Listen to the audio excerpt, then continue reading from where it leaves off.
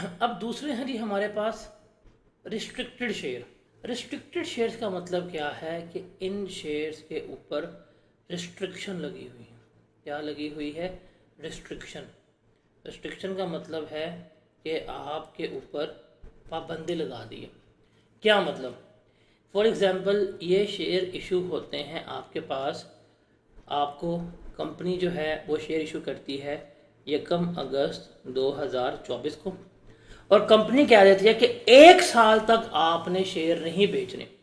मतलब उसने आपको रिस्ट्रिक्ट कर दिया है कि आपने 31 जुलाई 2025 तक शेयर नहीं बेचने। ये पाबंदी लगा दी आपके ऊपर। तो अगर इस तरह के शेयर्स हों, इन्हें हम क्या कहते हैं? ये हमारे रिस्ट्रिक्टेड शेयर्स जो हैं वो कहला रहे होते हैं कि शेयर्स तो हमें मिल गए हैं, लेकिन अब हमारे पास क्या है कि पाबंदी लगा दी है। शेयर्स मेरे पास हैं बट रिस्ट्रिक्शन है, तो मैं अभी इनका एक मालिक नहीं हूँ। मालिक उस वक्त होता है जब आपके पास बेचने का राइट, आपके पास राइट टू डिस्पोज है। मेरे पास यहाँ पर राइट टू डिस्पोज है ही नहीं, पाबंदी लग गई है मेरे ऊपर। ये है रिस्ट्रिक्टेड शेयर। अब जब रिस्ट्रिक्टेड शेयर इशू होते हैं हमारे पास, तो इन रिस्ट्रिक्टेड शेयर्स की भी आगे से दो कहानियां निकलती हैं। क्या? कि आप ज़रा हैं, आप में सब्र नहीं है, और दूसरे जो हैं आप क्या हैं? साबिर हैं। बेसब्रे का मतलब क्या है? आप कहते हैं यार रिस्ट्रिक्शन है, कौन इतना वेट करे।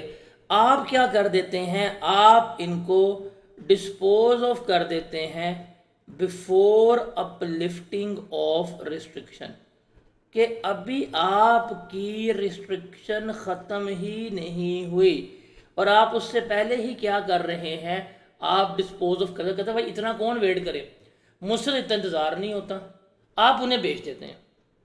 अगर आप डिस्पोजल कर देते हैं बिफोर अपलिफ्टिंग ऑफ रिस्ट्रिक्शन, तो रिमेंबर हम यहाँ पे डिस्पोजल के लिए गेन कैलकुलेट करेंगे, और वो गेन क्या होगा कि वो जो आपको कंसिडरेशन रिसीव्ड होगी, जो अमाउंट मिलेगी, वो इसमें से लेस करवाएंगे हम कॉस्ट ऑफ शेयर्स, और जो ऑप्शन आपने ली थी अगर उसकी कोई कॉस्ट वगैरह पे की थी वो लेस करवाएंगे।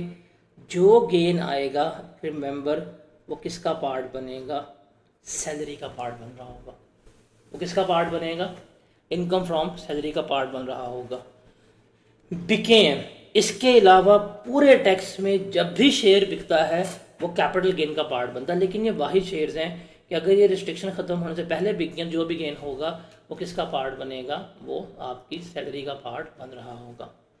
और दूसरा है कि आप वेट करते हैं, आप वेट करते हैं फॉर अपलिफ्टिंग ऑफ रिस्ट्रिक्शन।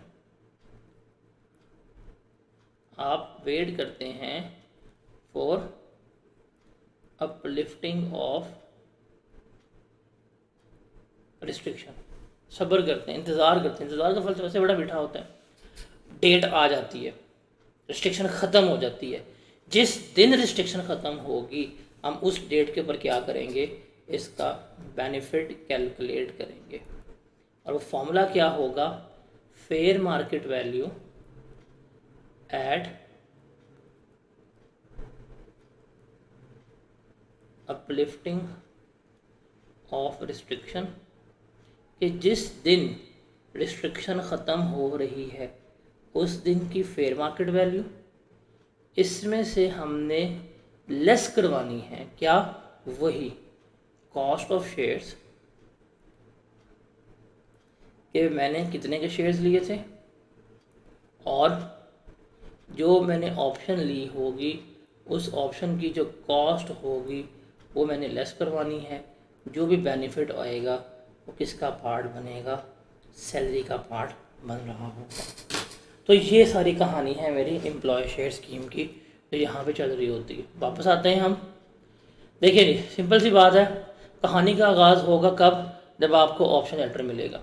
जब आपको ऑप्शन लेटर मिलेगा तो दो पॉसिबिलिटीज़ हैं, या तो आप इसको डिस्पोज ऑफ कर सकते हैं, या क्या करेंगे आप इस ऑप्शन को एक्सरसाइज कर लेंगे। अगर ऑप्शन को डिस्पोज ऑफ कर देते हैं आप, तो जो भी बेनिफिट आएगा, मतलब consideration receive minus amount paid, जो बेनिफिट होगा वो किसका पार्ट बनेगा? सैलरी का पार्ट बन जाएगा। आप कहते हैं नहीं नहीं मुझे शेयर्स चाहिए, आप एक्सरसाइज करते हैं, जो भी अमाउंट है आप जमा कराते हैं और आप शेयर्स मिलने का इंतज़ार करते हैं। अब जब कंपनी शेयर इशू करेगी, कंपनी दो तरह के शेयर इशू कर सकती है आपको। एक आपके कहलाएंगे जो होंगे ओपन शेयर्स, और दूसरे कौन से कहलाएंगे रिस्ट्रिक्टेड शेयर। ओपन शेयर्स का मतलब क्या है, जैसे ही आपको शेयर इशू किए गए, इसके ऊपर कोई किसी किस्म की पाबंदी नहीं लगी हुई, उसी वक्त आप इन्हें क्या कर सकते हैं, बेच सकते हैं। तो जिस दिन कंपनी ट्रांसफर करेगी एट दैट टाइम आप क्या लेंगे, फेयर मार्केट वैल्यू, उसमें से कॉस्ट ऑफ शेयर लेस करेंगे, कॉस्ट ऑफ ऑप्शन लेस करेंगे, जो बेनिफिट होगा उसका पार्ट बना देंगे, आप अपनी सैलरी का पार्ट बना देंगे। ठीक है। उसके बाद है restricted shares. Restricted shares company देती है, इसका मतलब क्या है कि आपके पास रिस्ट्रिक्शन लगी हुई है कि आप इन शेयर्स को एक स्पेसिफिक टाइम पीरियड से पहले नहीं बेच सकते, आपको वेट करना पड़ेगा।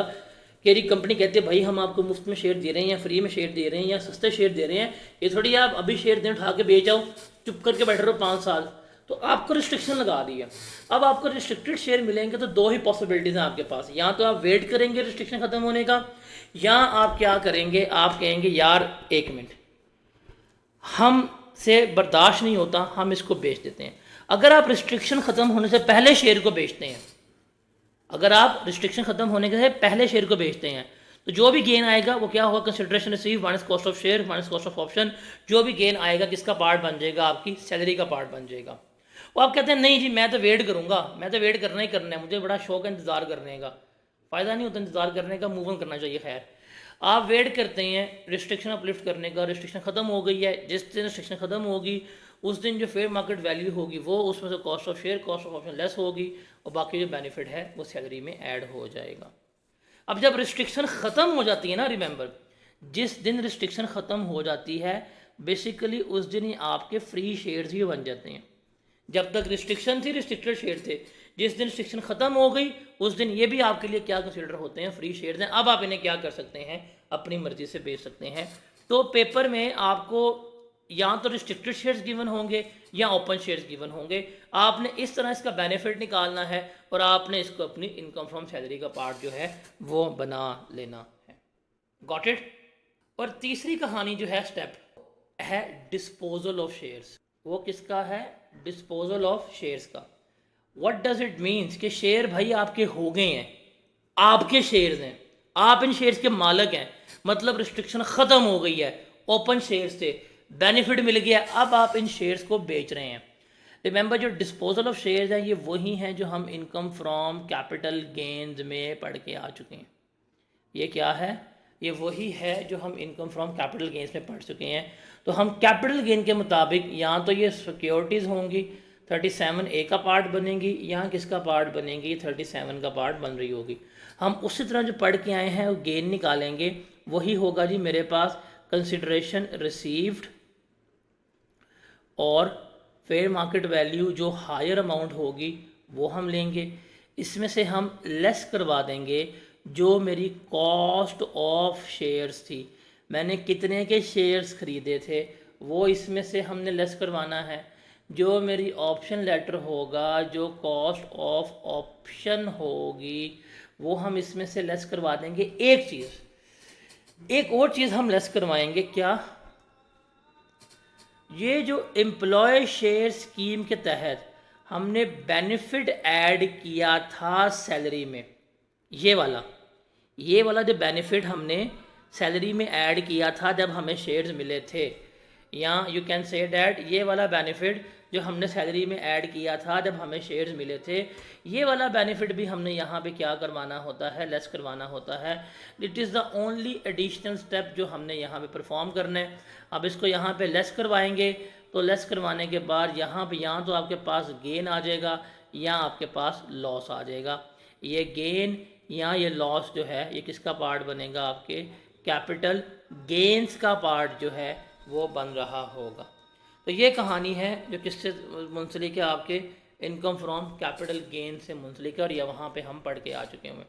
बस इसमें सिंपल आपने चीज़ याद करनी होती है कि ये जो एम्प्लॉय शेयर स्कीम में जो सैलरी में आपने बेनिफिट ऐड किया होता है वो आप यहाँ पे क्या करवाते हैं, यहाँ पे जाके जब शेयर्स को डिस्पोज ऑफ कर रहे होते हैं आप इनको लेस करवा रहे होते हैं। तो ये थर्ड कहानी है that is related to capital gains जो हमने यहाँ पे क्या करनी है, कंसिडर करनी होती है। तो that was all about employ share scheme, कैसे है, किस तरह से है, और मैंने आपको बड़ा ही खूबसूरत राइटिंग के साथ खूबसूरत वे में मैंने आपको ये प्रॉपर एक फ्लो चार्ट के ज़रिए समझा दी है। अब आप इसको बुक से पढ़ लें, मेरे ख्याल से इसमें अब कोई ऐसा चीज़ आपको मुश्किल नहीं लगेगी, इससे आसान नहीं हो सकती। बस ये फ्लो चार्ट अगर आपने साथ साथ नोट कर लिया है, आप इसको करें, आपके लिए एम्प्लॉय शेयर स्कीम जो है वो हल है। और इनकम फ्रॉम सैलरी में सबसे मुश्किल जो है वो एम्प्लॉय शेयर स्कीम ही समझी जाती है। बस आपने ये याद रखना है कि कब ट्रीटमेंट होगा। ऑप्शन बिकेगी ट्रीटमेंट लेंगे, ऑप्शन को एक्सरसाइज किया ट्रीटमेंट नहीं लेंगे। शेयर्स मिलेंगे, ओपन शेयर्स हैं उस दिन ट्रीटमेंट ले लेंगे, अगर रिस्ट्रिक्टेड शेयर हैं तो रिस्ट्रिक्शन ख़त्म होगी ट्रीटमेंट लेंगे, अगर उससे पहले बिक गए हैं तो फिर ट्रीटमेंट जो है हमारा लिया जा रहा होगा। So that was all about employee share scheme. Is that clear to everyone?